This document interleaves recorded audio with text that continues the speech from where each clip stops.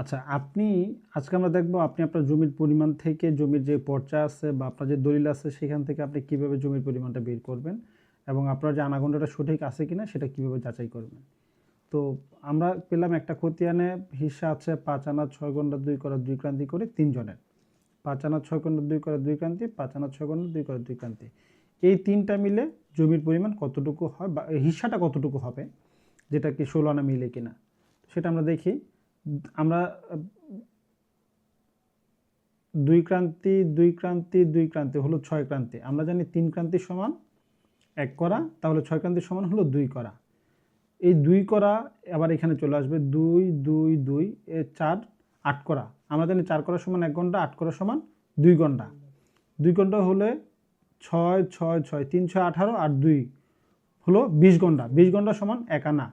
5 আনা 5 আনা 5 আনা 3 5 15 আনা আর 1 আনা 16 আনা। এই হলো আপনার মানে আপনার যে খতিয়ানে যে জমির হিস্সা দেওয়া আছে সেই হিস্সাটা 16 আনা মিলে কিনা, যেটা এখন আমরা বর্তমানে দেখতেছি হাজার পদ্ধতিতে 1.000 হয় বা 1000 হয়।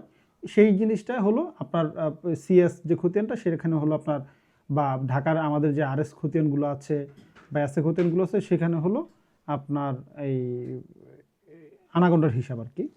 তো এখন আমরা দেখবো একটা বিয়োগ, যে 8 আনা 5 ঘন্টা 8 আনা 5 ঘন্টা দেওয়া আছে একটা হিস্সা, সেখান থেকে আপনার 3 আনা 12 ঘন্টা মাইনাস করলে কতটুকু থাকে অবশিষ্টাংশ।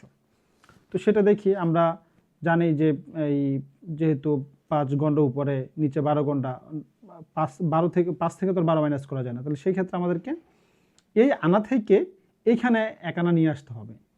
তাহলে এখানে 8-এর জায়গায় 7 থাকবে। তো 1 আনা যদি নিয়ে আসে, আমরা জানি 20 ঘন্টা সমান 1 আনা, তার মানে 1 আনার মান সমান হলো 1 আনা সমান হলো 20 ঘন্টা। তাহলে 20 ঘন্টার এখানে হলো 5 যোগ 5 কত হলো 25 ঘন্টা। তাহলে 25 ঘন্টা হলো 25 থেকে 12 গেলে থাকে কত 13 ঘন্টা। 13 এখানে পেলাম আমরা 13 ঘন্টা। আর এখানে পেলাম হলো, যেহেতু এখানে আছে কত 7, তাহলে 3 মাইনাস করলে থাকে হলো 4। তাহলে 4 আনা 13 ঘন্টা। এখন 4 আনা 13 ঘন্টা, এই যে আমাদের এই বিয়োগটা সঠিক হয়েছে কিনা সেটা কিভাবে প্রুফ করব। সেটা প্রুফ করার জন্য এই নিচেরটা থেকে এই যে বিয়োগফল যেটা আসছে সেটা আমরা যোগ করব। এই দুইটা বিয়োগফলটা এই অংশটা যোগ করলে আমাদের যে 8 আনা 5 ঘন্টা মিলে কিনা সেটা আমরা দেখব।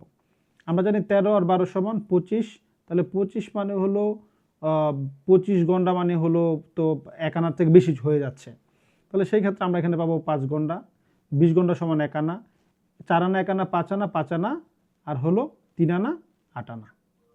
তাহলে 8 আনা 5 ঘন্টা, এই যে 8 আনা 5 ঘন্টা, এই দুইটা মিলে আবার আমাদের এটা হয়ে গেল। ধন্যবাদ সবাইকে।